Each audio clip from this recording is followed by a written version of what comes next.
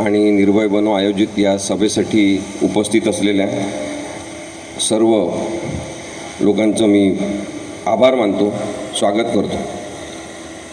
या कार्यक्रमासाठी प्रामुख्याने उपस्थित अनुभवी कार्यकर्ते संजय मंगू, आमचे सर्वांचे मित्र आणि बरेचदा मार्गदर्शकसुद्धा आशुतोष शिर्के, निसार सय्यद, प्रमोद शिंदे, घनश्याम देटके, किरण जाधव आणि आपल्या प्रेक्षकांमध्ये समोरच्या खुर्चीत ज्या बसलेल्या आहेत तिष्ठा सेटलवाड, ज्यांनी मानवी हक्कांचा लढा बुलंद केला आणि संविधानिक आवाज सतत बुलंद ठेवला। जेलमध्ये जावं लागलं तरीसुद्धा खस्ता खाऊन त्यांनी लोकशाहीच असली पाहिजे अशी आग्रही मागणी ठेवली त्या तिष्ठा सेटलवाड आणि बंधू भगिनी। या 75 सभांच्या दरम्यान आम्हाला जो अनुभव आला त्याच्यामध्ये बरेचदा दडपशाही करण्यात आली, पोलिसांचा गैरवापर करण्याचा प्रयत्न करण्यात आला, प्रक्षोभक बोलू नका अशा नोटिसेस देण्यात आल्या। कधी त्यांनी सांगितलं की नरेंद्र मोदींविरुद्ध बोलू नका, कधी सांगितलं रामाबद्दल बोलू नका।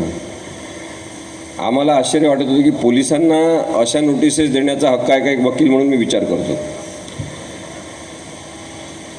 नरेंद्र मोदींबद्दल का बोलायचं नाही? जर ते आमचे पंतप्रधान आहेत संपूर्ण भारताचे आणि त्यांची कार्यपद्धती जर चुकत असेल तर आम्ही नरेंद्र मोदींबद्दल का बोलायचं नाही? आम्ही नरेंद्र मोदींबद्दल काही बोललो तर त्यांना वाटते की तो पंतप्रधानाचा तुम्ही अपमान करता।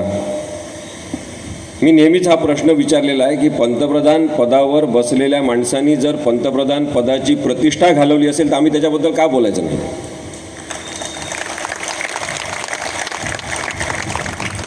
बऱ्याच ठिकाणी पोलिसांनी आम्हाला नोटीस देताना सांगितलं की आमच्या कामाचा भाग आहे, तुम्ही नोटीस घ्या, आम्ही इथे कार्यक्रम संपेपर्यंत बसतो। आणि पोलीससुद्धा आमच्या सोबत होते, कारण की पोलिसांना माहिती आहे की ज्या पद्धतीचा राज्यकारभार या मागच्या 10 वर्षामध्ये झाला तो अत्यंत चुकीचा आहे, कारण की पोलीस, त्यांचे परिवार हे सुद्धा महागाईचे शिकार आहेत। जेव्हा आम्ही म्हटलं रामाबद्दल का बोलायचं नाही, राम तर आपल्या सगळ्यांचा आहे, जे जे हिंदू असतील त्यांचा सगळ्यांचा राम आहे आणि रामाबद्दल आपण का बोलायचं नाही? मी गावात वाढलो तेव्हा हिंदू मुस्लिम कोणी भेटले तरी एकमेकांना रामराम म्हणायचे, रामराम म्हणून जायचे, अशा वातावरणात आपण वाढलेलो आहे आणि मग राम का नाही म्हणायचं? यांनी रामाचं जे राजकीकरण केलं आणि रामाला जे एका राजकारणाचं माध्यम म्हणून आपल्यासमोर प्रेझेंट केलं, त्या गोष्टीला आमचा विरोध आहे, रामाला आमचा कधीच विरोध नाही।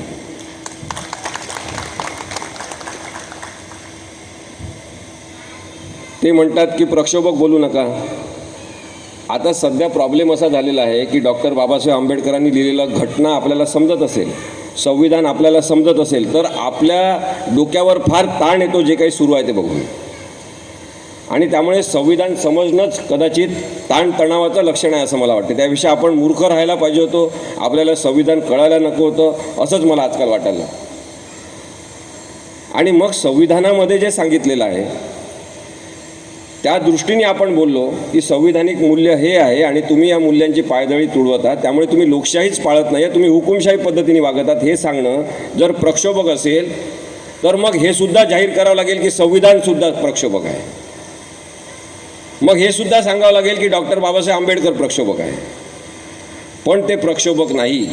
संविधान डॉक्टर बाबासाहेब आंबेडकरांनी लिहिलेलं प्रक्षोभक नाही तर लोकहिताचं एक डॉक्युमेंट आहे ज्याची अंमलबजावणी तुम्ही करतो, आणि म्हणून आम्हाला ते बोलण्याची गरज आहे। इथे सगळे माथाडी कामगार असलेल्या परिवारातले बरेच लोक राहतात। आशुतोष शिर्के साहेबांनी आम्हाला परिचय करून दिला।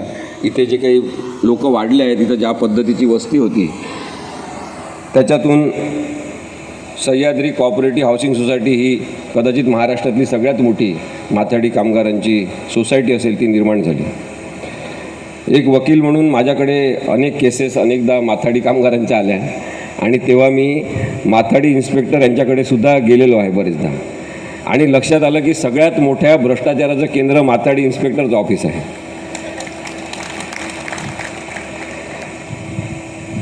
माथाडीचा कायदा मला वाटते बाबा आढावांनी तयार केला, पुढाकाराने त्यांनी तयार केला आणि महाराष्ट्रातला हा कायदा भारतातल्या सगळ्या असंघटित कामगारांसाठी एक आदर्शवत कायदा ठरला. या कायद्याची इतकी चर्चा झाली की इंटरनॅशनल लेबर ऑर्गनायझेशननी हा कायदा अत्यंत महत्त्वाचा कायदा आहे आणि असंघटित कामगारांना जे मेहनतीचं काम करतात त्यांना हक्क आणि त्यांच्या हक्कांची सुरक्षा देणारा कायदा हे मान्य केला. असं असताना आपण आज पाहतो की ज्या पद्धतीने कारखाने वाढले, तिथे ऑटोमेशन झालं, मग यंत्र लागल्यामुळे ते म्हणतात की नाही आमच्या इथे काही हाताने काम करण्यासारखं काही नाही, त्यामुळे आम्हाला माथाडी कायदा लागू होत नाही. या सगळ्या युगामध्ये मग परत महात्मा गांधींची आठवण आपल्याला येते, ज्यांनी सांगितलं होतं की श्रमाला प्रतिष्ठा असली पाहिजे. प्रत्येक हाताने काम करणाऱ्या माणसाला प्रतिष्ठा असली पाहिजे आणि त्यासाठी माथाडी कामगार यांचं जीवन समजून घेणं आणि त्यांच्या जीवन समजून घेणारे अधिकारी त्या कायद्याची अंमलबजावणी करणं हे आवश्यक आहे असं मला आधीपासून वाटतं. आपण सध्या एका खूप मोठ्या भीतीच्या दडपणाखाली जगत असताना भारतीय संविधानाबद्दल कोण बोलणार हा प्रश्न निर्माण झालेला आहे. आता आम्ही येताना तिथं जी महायुतीची सभा आहे ती थोडी ऐकत होतो, तर आपल्या इथले महाराष्ट्रातले महान सुपुत्र रामदासजी आठवले तिथं बोलत होते. डॉक्टर बाबासाहेब आंबेडकरांचा अपमान करणारा आंबेडकरी चळवळीतला असा माणूस तुम्ही पाहिला नसेल. 4 ओळीच्या कविता काय फालतूगिरी करतात आणि हे सामाजिक न्यायमंत्री आहेत.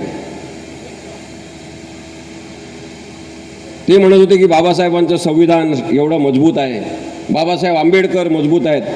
खरी गोष्ट आहे की संविधान मजबूत आहे, बाबासाहेब आंबेडकर अजूनही मजबूत आहेत. ते आपल्यामध्ये नसले तरी ते अत्यंत ताकदीने आपल्या सगळ्यांच्या मनामध्ये उभे आहेत.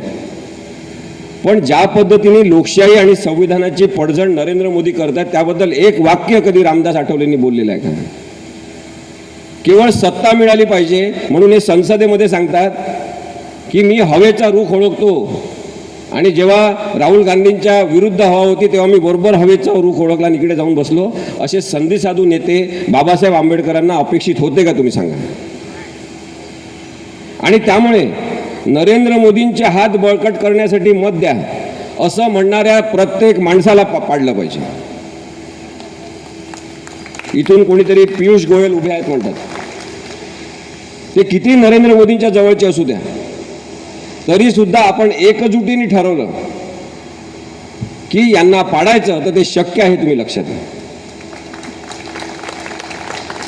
या भारतामध्ये जेव्हा इंदिरा गांधी त्यांच्या मंत्रिमंडळातल्या एकमेव पुरुष असं त्यांचं वर्णन व्हायचं, इंदिरा गांधी त्यांच्या मंत्रिमंडळातल्या एकमेव पुरुष आहे, इतक्या फौलादी त्या व्यक्ती आहेत अशा प्रकारचं त्यांचं वर्णन व्हायचं. आयर्न लेडी असं त्यांना म्हणायचं आणि प्रचंड ताकद सत्तेची. परंतु तरी या भारताने एका सामान्य नारायण नावाच्या माणसाच्या थ्रू त्यांना पाडलं आणि त्यांना निवडणुकीत पराभवाला सामना करावा लागला. त्यामुळे पियुष गोयल कोणीच नाही त्यांच्यासमोर.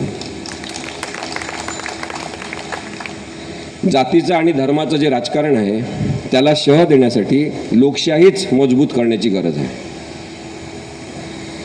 जी एक कट्टरवादी, धर्मांध आणि संधिसाधू प्रवृत्ती राजकारणाने वाढवलेली आहे, नरेंद्र मोदी आणि अमित शहा हे त्याचं प्रतीक आहे. हे 2 माणसं आहेत, 2 आपल्याला चेहरे माहिती आहेत, पण आमची लढाई या 2 माहिती असलेल्या आकृत्यांविरुद्ध, ज्यांचं नाव नरेंद्र मोदी आणि अमित शहा त्यांच्या विरुद्ध नाही. ही लढाई या 2 प्रवृत्तींविरुद्ध आहे की जे आमचंच बरोबर असं म्हणतात आणि भारतीय संविधानाने जी प्रक्रिया सांगितलेली ती प्रत्येक वेळेस, मी तुम्हाला 10 ते 15 उदाहरणं आताच्या आता देऊ शकतो, त्यांनी प्रत्येक वेळेस कायद्याची तोडमोड करून, संविधानाचा अपमान करून आपल्याला वाटेल तसे कायदे त्यांनी तयार केलेले आहेत. संसदीय लोकशाही पद्धती त्यांनी बेचिराग करण्याचा डाव आखलेला आहे. संसदीय लोकशाहीमध्ये इनडायरेक्ट डेमोक्रेसी आपण स्वीकारली, म्हणजे आपण लोकप्रतिनिधी निवडून देतो आणि ते सगळेजण संसदेमध्ये कायदेमंडळ म्हणून तिथे काम करतात आणि आपल्या हिताचा सगळ्यांनी मिळून विचार करायचा असं अपेक्षित आहे. नरेंद्र मोदी काय करतात? ते नेहमी धर्माच्या आवरणाखाली, कधी देशभक्तीच्या नावाखाली अशा प्रकारचे कायदे आणतात जे त्यांच्या आवडत्या अशा व्यापाऱ्यांच्या फायद्याचे असतील. आणि मग जेव्हा त्यांना पारदर्शकतेबद्दल प्रश्न विचारले जातात तेव्हा त्यांनी भारतामध्ये असा इतिहास आतापर्यंत झाला नाही की 150पर्यंत खासदारांना एकाच वेळेस बाहेर करून निलंबित केलं आणि आपल्याला पाहिजे तसे कायदे त्यांनी पारित करून घेतले. हा डॉक्टर बाबासाहेब आंबेडकरांचा अपमान आहे. हे आंबेडकरी जनतेला सुद्धा वाटत नाही, रामदास आठवलेंना सुद्धा वाटत नाही की सामाजिक अन्यायाचं राज्य आलेलं आहे. हे दुर्दैव आपल्यासाठी आहे आणि म्हणून मग याच्याबद्दल आपण सगळ्यांनी बोललं पाहिजे असं मला वाटतं. 15 ऑगस्टला साधारणतः सगळीकडे तिरंगा आपला असतो, राष्ट्रध्वज असतो तिरंगा. सगळेजण त्याची मिरवणूक काढतात. पहिले प्रभात फेरी निघायची, आता प्रभात फेरी बंद झालेली आहे. आता गुढीपाडव्याच्या दिवशी प्रभात फेरी काढतात भगव्या झेंड्याची. वातावरण खूप गढूळ करून टाकलेलं आहे. 15 ऑगस्टला साधारणतः आपला तिरंगा घेऊन प्रभात फेरी लहान मुलं काढतात, अनेक जण सोसायटीतले लोक काढतात आणि आपण राष्ट्रध्वजाप्रती आपली आपुलकी आणि प्रेम व्यक्त करतो. आमचं म्हणणं एवढंच आहे निर्भय बनोतर्फे की कायदा सगळ्यांसाठी समान असला पाहिजे. जो बेकायदेशीर वाकेल त्याच्याबद्दलचा गुन्हा दाखल झाला पाहिजे आणि त्याला कायद्याने धडा शिकवला पाहिजे.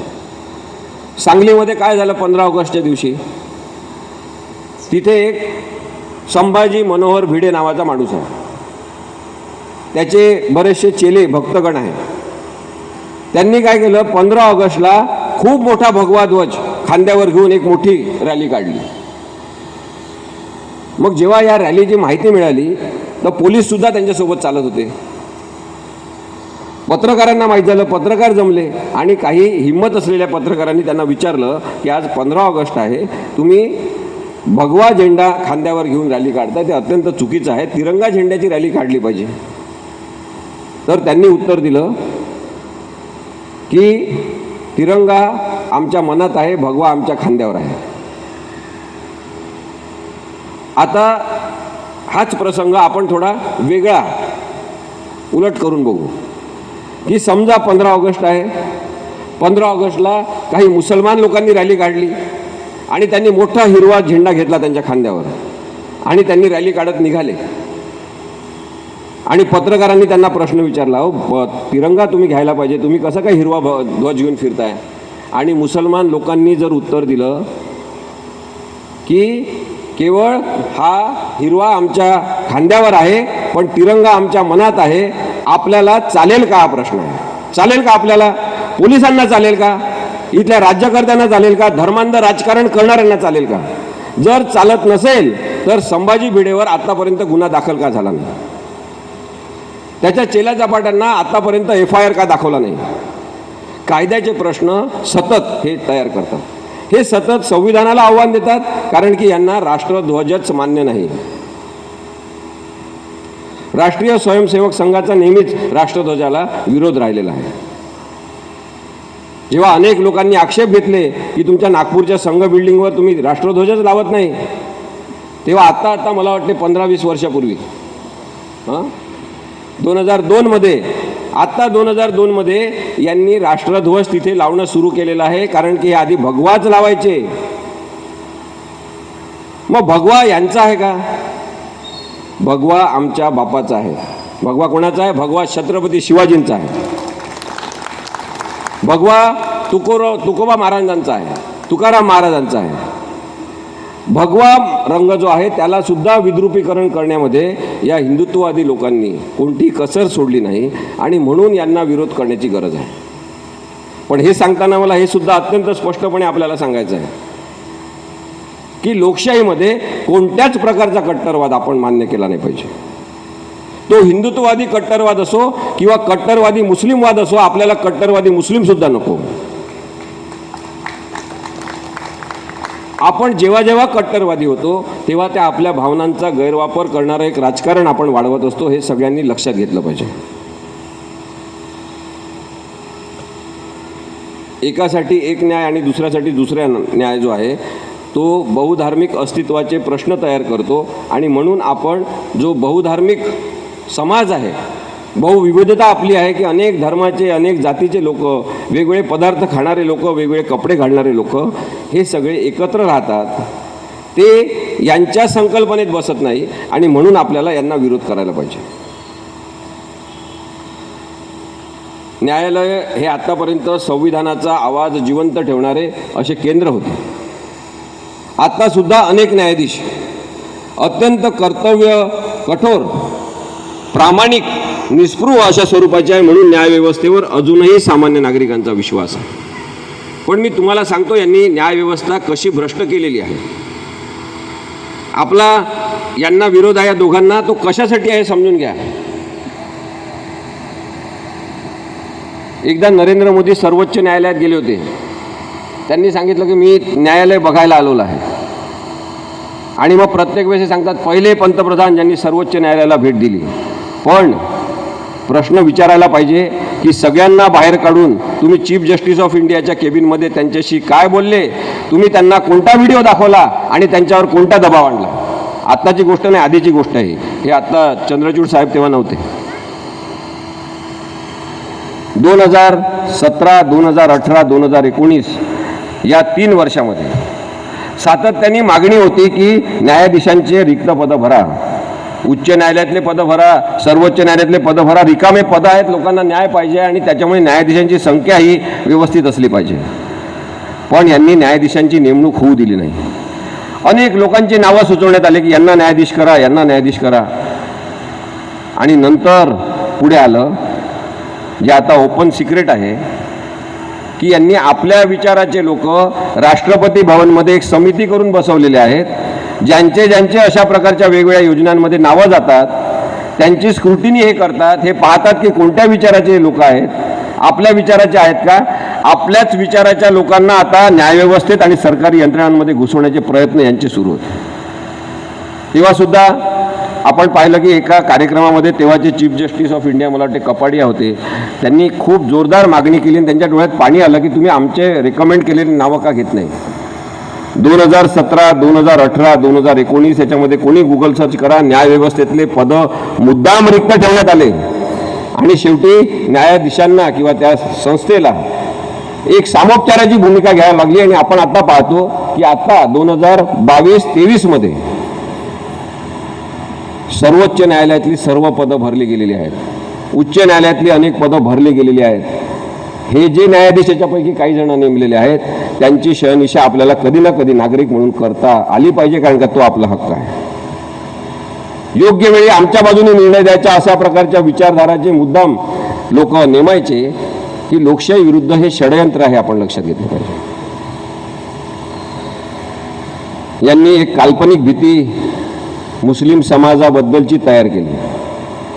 सगळ्यांकडे एक अविश्वास निर्माण केला की सगळे मुस्लिम लोक जे आहेत ते दहशतवादी असतात, आतंकवादी असतात. आपण त्यांच्याकडे शंकेनेच बघितलं पाहिजे, अशा प्रकारचं वातावरण यांनी तयार केलं. तुम्ही मला सांगा, आपण घरामध्ये, आता मी तर एकत्र कुटुंबात वाढलेलं आहे, मी सातत्याने बघितलेलं आहे की जेव्हा 4-5 भाऊ मिळून एखाद्या दुसऱ्या भावाला सतत काही ना काही हिणवत असतात, चिडवत असतात, घालून पाडून बोलत असतात, अपमान करत असतात, तर तो मारायला धावतो मग. आणि तशी परिस्थिती निर्माण करून मग म्हणायचं हे बघा हा मारतो. हे अत्यंत चुकीचं आहे. आपण माणुसकी प्रधान पद्धतीने राहिलं पाहिजे, हे कधीतरी आपण शिकण्याची गरज आहे. यांनी जी काल्पनिक भीती निर्माण केलेली आहे त्याच्या आता व्हॉट्सअपवर मेसेज फिरत आहेत की पहा मुस्लिमांची संख्या इतकी वाढलेली आहे. आणि मुस्लिम लोकांनी ठरवलं आहे, कोणीतरी सांगितलं पाकिस्तानवरून काहीतरी मेसेज आला की आता आम्ही भारताला एवढं हे मुस्लिम लोकांची संख्या वाढवणार की भारत देश काबीज करणार.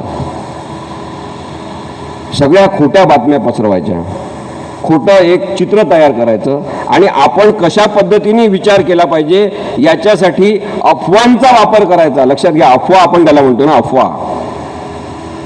कारण की अफवांवर ठेवणारा एक विश्वास ठेवणारा समाज आधी त्यांनी निर्माण केला आणि मग अफवा कशा तयार करायच्या आणि त्या कोणत्या पसरवायच्या हे सुद्धा ठरवलं. याच्यामध्ये लोकशाहीचे मूल्य पायदळी तुडवले जात आहे. सिनेमांचे मायावी प्रयोग यांनी सुरू केले, कारण की त्यांना माहिती आहे की जो दृकश्राव्य आपण त्याला म्हणतो की प्रत्यक्ष बघतो आणि ऐकतो त्या गोष्टीचा आपल्याला लगेच परिणाम आपल्या डोक्यावर होतो. आपल्याला वाटतं की मी बघतोय आणि ऐकतो हे खरं आहे. आधी म्हणायचे आपल्या इथे की डोळ्यामध्ये आणि कानामध्ये 4 बोटाचं अंतर आहे. यांनी हे 4 बोटाचं अंतर या मायावी सिनेमांच्या मधून काढून टाकलं, नष्ट केलं आणि खोटारडे सिनेमे करणं सुरू केलं. अनेक खोटे सिनेमे, आता 370 कलम नावाचा अत्यंत खोटारडा दिशाभूल करणारा सिनेमा आलेला. माझं हे स्पष्ट म्हणणं एक वकील म्हणून की 370 कलम अजूनही कायद्यात पार्ट 1 म्हणून आहे. बाकीचा कलमातला भाग जो निष्प्रभ केलेला आहे, पण तरी अमित शहा देशभर सांगतात 370 कलम आम्ही रद्द केलं कारण की देशावरचं प्रेम आम्हाला व्यक्त करायचं होतं. स्वातंत्र्य संग्रामात त्यांचा काही सहभाग नाही. माझे वडील तेव्हा सांगायचे की पळून जायचे, ते पण माझे वडील होते तेव्हा.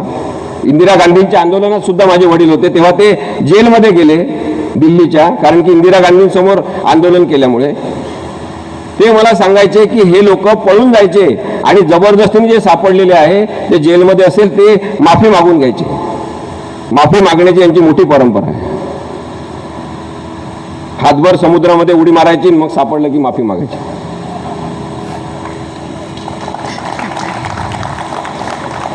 आपण लक्षात घेतलं की अफवांचं एक माध्यम म्हणून जो वापर करतात, त्याच्यातून सिनेमांचा त्यांनी उपयोग केला. आणि सिनेमांवर, खोटारड्या सिनेमांवर एवढा मोठा पैसा खर्च केलेला एकही राजकीय पक्ष आपल्याला दिसणार नाही. लक्षात ठेवा, आपली लढाई आता जगातल्या सगळ्यात श्रीमंत अशा राजकीय पक्षाशी आहे, ज्याचं नाव भारतीय जनता पार्टी असं आहे. कॅनडाचा नागरिक असलेला अक्षय कुमार आपल्याला देशभक्तीचे धडे देत होता. आता त्यांनी भारतीय नागरिकत्व स्वीकारलं आहे, कारण की त्याला आता यांचं सरकार आलं की ते राज्यसभेत पाठवणार. यांचं सरकार काही येत नाही, त्यामुळे त्याचं स्वप्न काही पूर्ण होणार नाही. पण अक्षय कुमारच्या मदतीने जे काही सिनेमे काढले ते जर आपण पाहिले तर सरळ सरळ खोटारडेपणा यांनी वाढवला. आणि आता त्याच्यानंतर दुसरा एक माणूस त्यांनी पकडला, त्याचं नाव विसरलो मी, त्यांनी केरळ स्टोरी नावाचा सिनेमा काढला. 30,000 मुलींचं धर्मांतर, त्या हिंदू मुलींना मुस्लिम मुलांनी फूस लावून लग्न लावलं, लव जिहाद तयार केला आणि त्या अनेक मुलींना परदेशामध्ये विकलं, काही जणांना वेश्या व्यवसायासाठी लावलं, त्या मुली गायब करून टाकल्या, कुठे गेल्या त्या माहिती नाही. अशा प्रकारचा सिनेमा यांनी तयार केला. जेव्हा हा सिनेमा तयार केला तेव्हा भारतामध्ये खळबळ माजली. भारतीय जनता पक्ष, राष्ट्रीय स्वयंसेवक संघ, बजरंग दल आणि तशा प्रकारचे जे पिल्लावळ त्यांचे आहे, त्यांनी स्वतःच्या पैशांनी लोकांना सिनेमाला पाठवलं की हा सिनेमा बघा, हा सिनेमा बघा, कारण त्यांना राजकारण याचं करायचं आहे. या सिनेमाचं वास्तव काय आहे समजून घेतलं पाहिजे. उच्च न्यायालयामध्ये, सर्वोच्च न्यायालयामध्ये काही केसेस चालतात, त्याच्या बातम्या, त्याच्या वृत्तांकन आपल्यापर्यंत येऊच दिलं जात नाही. या सिनेमाच्या केसेसच्या वेळेस कोर्टाने यांना प्रश्न विचारला की इतक्या मोठ्या प्रमाणात मुली असतील तरी अत्यंत गंभीर बाब आहे, हिंदू मुलींचं असं अपहरण झालं असेल तर आम्हाला या सगळ्या मुलींची तुम्ही यादी द्या. तेव्हा यांनी सांगितलं, कारण यांच्या जो काही यादी असण्याची शक्यताच नाही, त्यांनी सांगितलं नाही 30,000 मुलींचं वगैरे काही प्रकरण नाही, तर केवळ 3 मुलींचा हा विषय आहे. मग त्यांनी विचारलं 3 मुलींच्या जीवनावर आधारित ही गोष्ट आहे का, सत्य घटनेवर आधारित आहे का? तेव्हा त्यांनी सांगितलं की 3 मुलींच्या जीवनावर आधारित ही सत्यकथा नाही, आम्ही काल्पनिक काही गोष्टींचा भर टाकून याच्यामध्ये सिनेमा एक चांगला तयार होईल असं केलेलं आहे. मग तुम्ही सत्य घटनेवर हा सिनेमा नाही असं लिहिलेलं आहे का, हा काल्पनिक घटनांवर आधारित सिनेमा आहे असं तुम्ही डिस्क्लेमर दिलाय का? ते सुद्धा दिलं नव्हतं यांनी. कारण की मोदी आणि शहा आहेत, आपलं कोणी वाकडं करू शकत नाही अशा स्वरूपाची भावना असलेले हे खोटारडे सिनेमे काढणारे जे आहेत त्यांना सर्वोच्च न्यायालयाने शेवटी वठणीवर आणलं. आणि म्हणून केरळ स्टोरीच्या प्रभावाखाली असणाऱ्या सगळ्या बांधवांना आपल्या सांगा की हा सिनेमा अत्यंत खोटारडा सिनेमा. नंतर आपल्या महाराष्ट्रामध्ये जो सत्ता संघर्ष झाला तो आपण सगळ्यांनी पाहिला की सत्तेचा खेळ म्हणजेच लोकशाही आहे असं ज्यांनी या महाराष्ट्रामध्ये प्रस्थापित केलं आणि राजकारणाला महाराष्ट्रातल्या कीड लावली ते व्यक्ती म्हणजे देवेंद्र फडणवीस आहेत.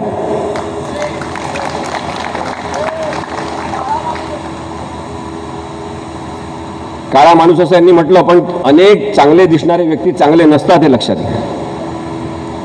आणि म्हणून रामायणामध्ये खूप स्पष्टपणे सांगितलं की आपकी कृती तो आकृती तो बहुत सुंदर है लेकिन कृती अच्छी नहीं, तो आप विकृत हो. हे रामायणातलं तत्व देवेंद्र फडणवीसला कोणीतरी सांगायला पाहिजे. यांनी निवडणूक आयोगाला हाताशी घेतलं, यांनी गव्हर्नर तो भगतसिंग कोश्यारी नावाचा माणूस होता त्याला हाताशी घेतलं, जे कधीही संतुलित विचार करू शकले नाही, संविधानाशी प्रामाणिकता बाळगू शकले नाही ते भगतसिंग कोश्यारी.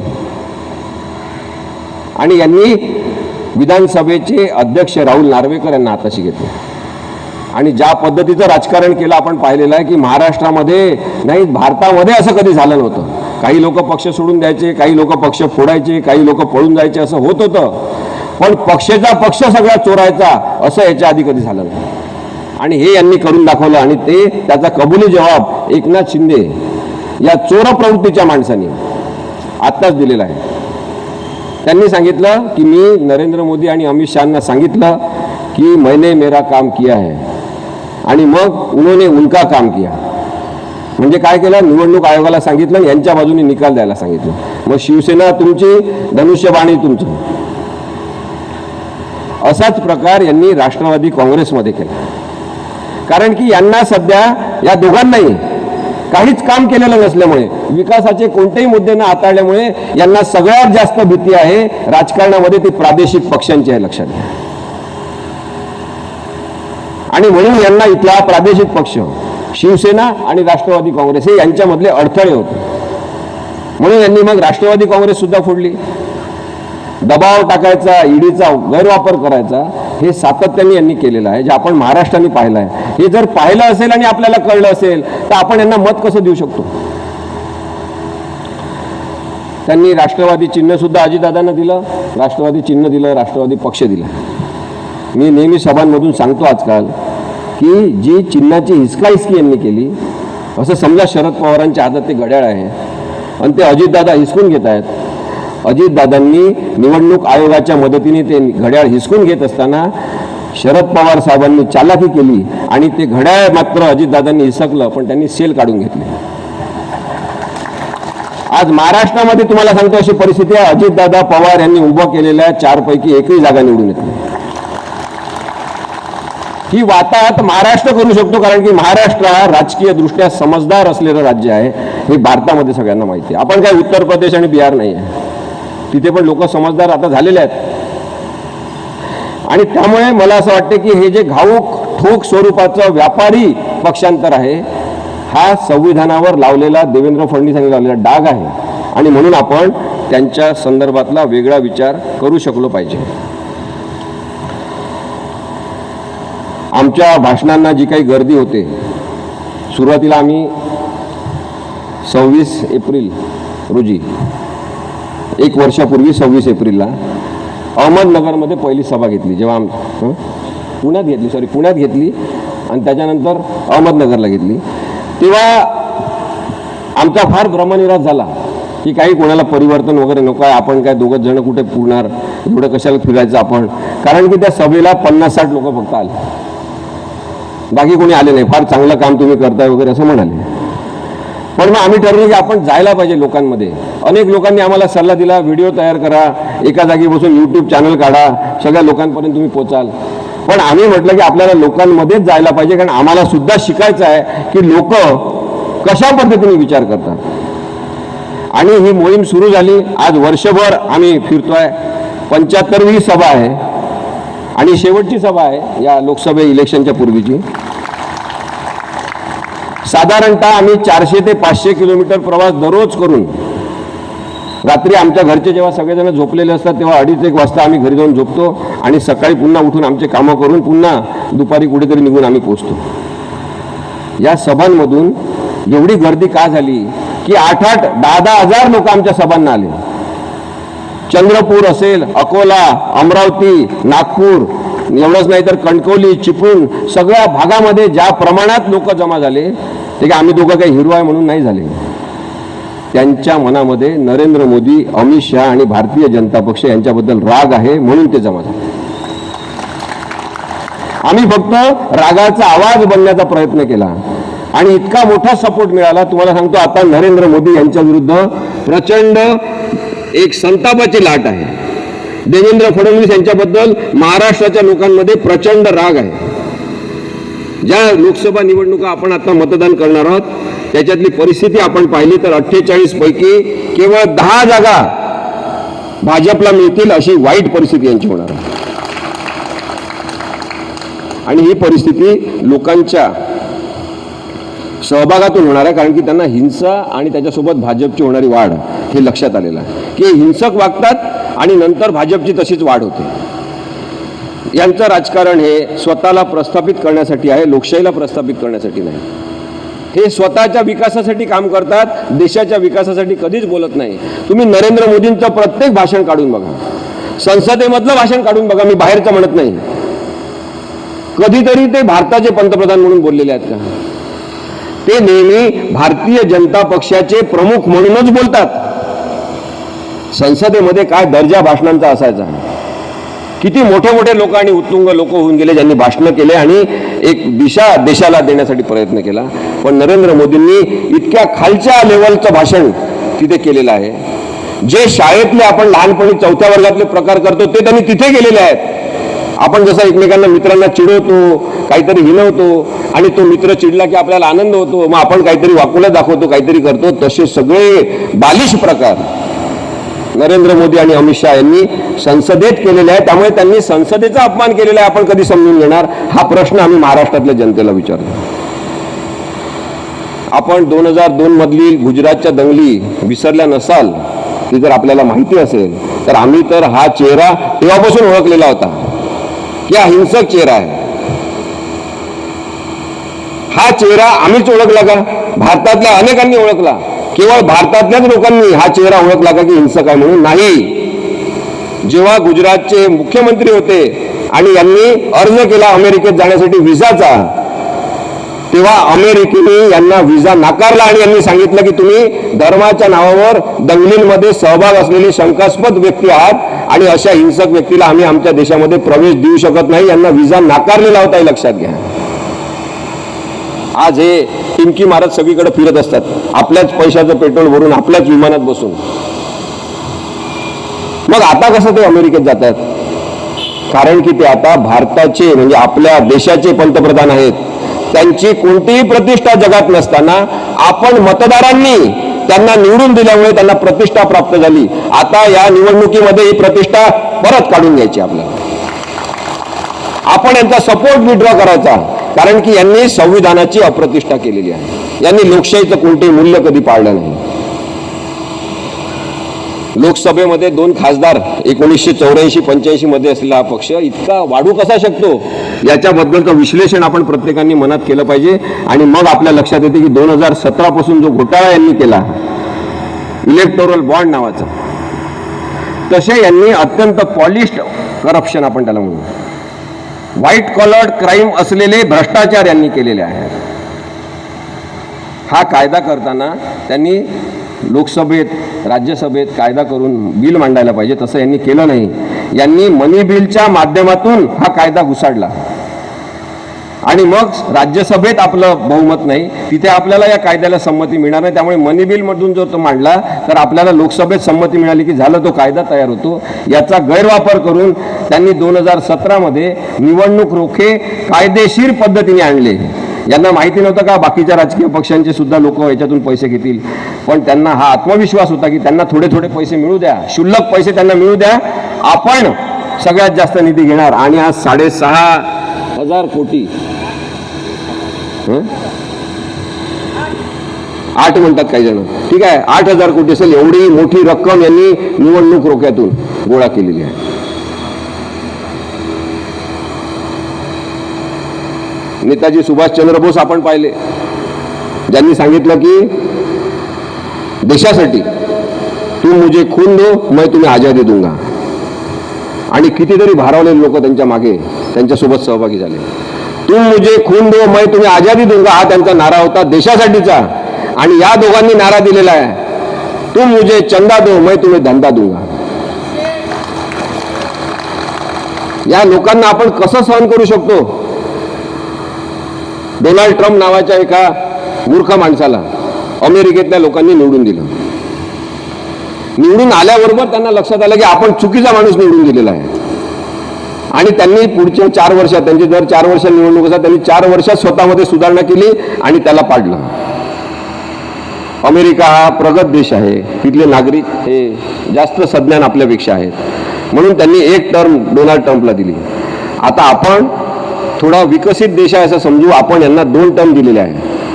आता तरी सुधारणा केली पाहिजे. आणि म्हणून नरेंद्र मोदी आणि अमित शहा यांना घरी पाठवण्याची प्रचंड जास्त गरज आतून निर्माण झालेली आहे. जनतेसोबत हे कधी बोलत नाही, पत्रकारांशी कधी संवाद साधत नाही आणि संविधानिक प्रक्रियाही कोणती पाळत नाही. पंडित नेहरूंची नक्कल मात्र ते नेहमी करत असतात. मी गमतीने आपल्याला सांगतो की ते नेहमी असं म्हणतात की पंडित नेहरू यांच्या कामामध्ये अडथळा आहे. म्हणजे आता यांना काहीतरी विकासाचं काम करायचं आहे, पण ते का करू शकत नाही? कारण की पंडित नेहरू यांना ते करू देत नाही. जणू काही पंडित नेहरूंचं भूत यांच्या मानगुटीवर बसलेलं आहे. अत्यंत बेताल वक्तव्य नरेंद्र मोदी साहेब करत असतात. तुम्ही बघितलं असेल तर हा अंधश्रद्धाळू माणूस आहे, विज्ञाननिष्ठ बिलकुल नाही, विवेक यांचा जागृतच नाही, विवेक मेलेलाच आहे पूर्णपणे, विवेक बुद्धी यांची कार्यरत नाही. त्यामुळे बेताल वक्तव्य करणारे नेते ज्या पक्षात आहेत त्यांनी 2014 पासून आपण जर बघितलं संपूर्ण भारतभर ज्यांनी बेताल वक्तव्य केले आहेत त्या सगळ्यात जास्त नेत्यांची संख्या ही भारतीय जनता पक्षामध्ये. पंडित नेहरूंना अभिव्यक्ती स्वातंत्र्य फार प्रिय होतं आणि यांना अभिव्यक्ती स्वातंत्र्य मुळीच आवडत नाही. आपण पाहिला लेखकांना, कवींना, नक्षलवादी ठरून काही जणांना या महाराष्ट्रामध्ये अनेक लोकांना भारतामध्ये अटक केलेली आहे नरेंद्र मोदी आणि अमित शहा यांनी. कारण अभिव्यक्ती स्वातंत्र्य यांना मान्य नाही, यांची तारीफच केली पाहिजे अशा प्रकारची यांची अभिव्यक्तीची संकल्पना आहे. म्हणून मी तुम्हाला एक उदाहरण देतो. कार्टूनिस्ट शंकर म्हणून होते, टाइम्स ऑफ इंडियामध्ये ते कार्टून काढायचे. त्यांनी एकदा पंडित नेहरूंचं कार्टून काढलं आणि पंडित नेहरू बसलेले आहेत, कॉफी पित आहेत असं काहीतरी, आणि त्यांना गाढवाचा चेहरा लावला. आता पंडित नेहरूंनी हे चित्र पाहिलं सकाळी आणि त्यांनी त्यांच्या पीएला बोलावलं. पीएला सांगितलं की ते शंकर कार्टूनिस्ट आहे, त्यांचा नंबर आहे का, त्यांचा नंबर मिळवा, फोन लावा. पीएला लक्षात आलं की हे कार्टून आता यांनी पाहिलेलं आहे, आता या कार्टूनिस्टची काही खैर नाही. त्यांचा फोन लागला. त्यांनी सांगितलं पंतप्रधान साहेब बोलणार आहेत आणि पंडित नेहरूंनी फोन घेतला. त्यांनी शंकरला विचारलं की तुम्हाला उद्या या गाढवासोबत कॉफी पिण्यासाठी वेळ आहे का?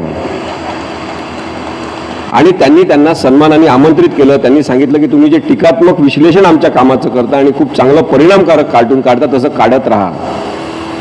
ही असते अभिव्यक्ती स्वातंत्र्याची व्याख्या. असा असतो पंतप्रधान जो भारतातल्या प्रत्येक नागरिकाला हक्क देतो की तुम्ही माझ्यावर टीका करू शकता. आणि एकीकडे हे आहेत नरेंद्र मोदी. म्हणून आपण समजून घेतलं पाहिजे की आपण कोणत्या माणसाला निवडून दिलेला आहे. पंडित नेहरूंना एकीकडे शिव्या देतात, दुसरीकडे पंडित नेहरू सारखं वागण्याचा प्रयत्न करतात. लहान मुलांमध्ये जातात, फुलं वाटतात, कधी लहान मुलांच्या शाळेत जाऊन बसतात मांडी घालून, त्यांना मग प्रश्न विचारा म्हणतात. प्रश्न विचारले की यांनाच उत्तर देता येत नाही. कोणीतरी यांना सांगितलं की पंडित नेहरू जे आहे ते देशासाठी अखंड काम करायचे, कमीत कमी झोपायचे, कधी कधी 3 वाजता काम सुरू करायचे पहाटे आणि 2-3 तासच झोपायचे. आता असं सांगितल्यावर यांनी सुद्धा आपल्याबद्दल असं सांगितलं की मोदी झोपतच नाही, मोदी देशासाठीच काम करत असतात, रात्रंदिवस सतत मेहनत करत असतात, असं सगळ्या भारतामध्ये यांनी पसरवलं. पण मोदी झोपत नसतील तर ही अत्यंत गंभीर समस्या आहे, लक्षात घ्या. माझं आपल्याला म्हणणं आहे की याच्यानंतरचा जो कोणता पंतप्रधान होणार असेल, जे कोणी नेते आपण निवडून देणार आहे, त्यांच्या माध्यमातून आपण याच्यानंतर रात्री नैसर्गिकपणे झोपणारा माणूस नेता म्हणून निवडला पाहिजे. कारण की जो झोपत नाही त्याच्यावर मानसिक परिणाम होतो. जो झोपत नाही त्याची निर्णय क्षमता गमावून बसलेला तो माणूस असतो. जो झोपत नाही तो चिडचिडा असतो. जो झोपत नाही तो हिंसक असतो. जो झोपू शकत नाही तो दुसऱ्यांचा द्वेष करतो आणि रागीट असतो. तो विद्वेषाच्या आणि बदल्याच्या भावनेने वागत असतो. तुम्ही कोणत्याही मानसोपचार तज्ज्ञाला विचारा. नरेंद्र मोदी यांनी हे सगळे आपल्याला सिम्पटम दाखवलेले आहे. हे आजाराचे लक्षण आहे आणि त्यामुळे नरेंद्र मोदींना झोपण्याची प्रचंड गरज आहे. यावर्षी त्यांच्यासाठी जे कोणी पियुष गोयल वगैरे सगळेजण ते पडले पाहिजे आणि नरेंद्र मोदींना झोपायसाठी वेळ मिळाली पाहिजे.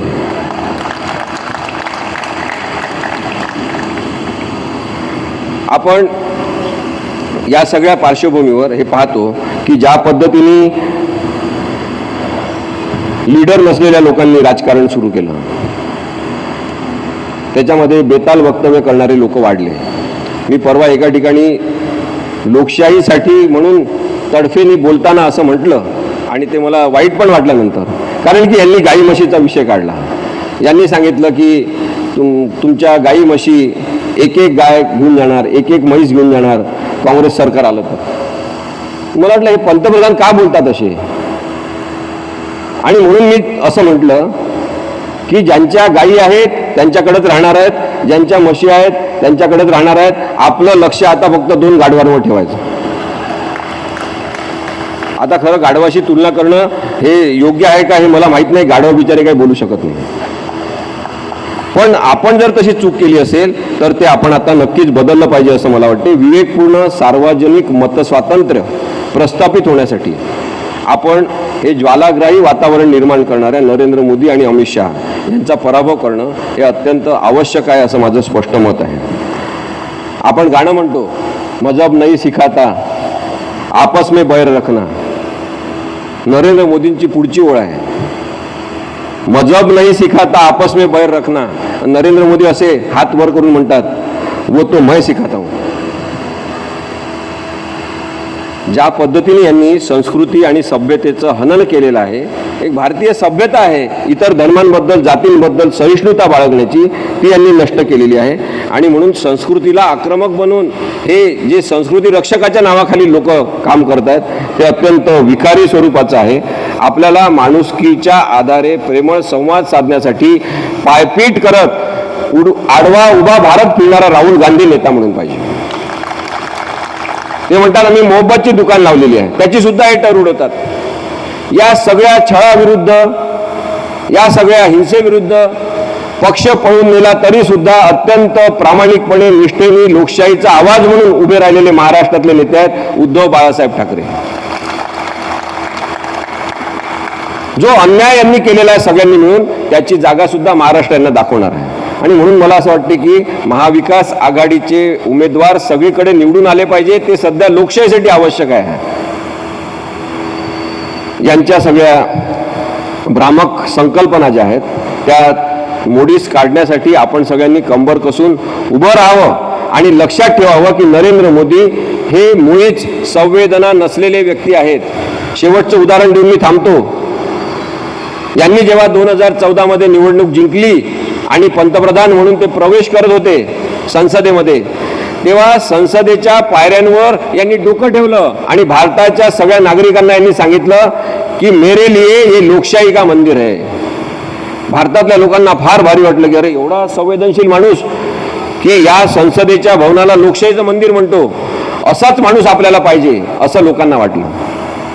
पण मला आपल्याला सांगायचं आहे की हे त्याच संस्कृतीचे, त्याच धर्मांध अशा संघटनेचे विचारवाहक आहेत नरेंद्र मोदी. ज्या संस्कृतीच्या एका माणसाने महात्मा गांधींचा खून करत असताना आधी त्यांच्या पायावर डोकं ठेवलं आणि नंतर त्यांचा खून केला. आज नरेंद्र मोदी सुद्धा संसदेच्या पायावर डोकं ठेवून संसदेमध्ये त्यांनी प्रवेश तर केला, पण त्यांनी लोकशाहीच्या चिंधड्या उडवलेल्या आहे, संविधानाची हत्या केलेली आहे. आणि म्हणून या हत्याऱ्या लोकांना आता काढून टाका. इथे काही जण संघाचे लोक असतील, संघाच्या विचारधारेचे समर्थक लोक असतील, काही वेळेस मुद्दाम ते ऐकायला येतात किंवा काय म्हणतात ते बघू. त्यांना माझ्या भाषणाचा त्रास झाला असेल तर त्याला माझा काही आता उपाय नाही. कारण की तुमच्या विचारधारेच्या लोकांनी या देशातल्या लोकांना फार त्रास दिलेला आहे. आणि त्यामुळे आता नरेंद्र मोदी चले जाओ असा नारा द्यायचा, सगळ्यांनी मतदान मोठ्या संख्येने करायचं आणि आपण लोकशाही पुन्हा स्थापित करायची, याच्यासाठी काम करूया. धन्यवाद.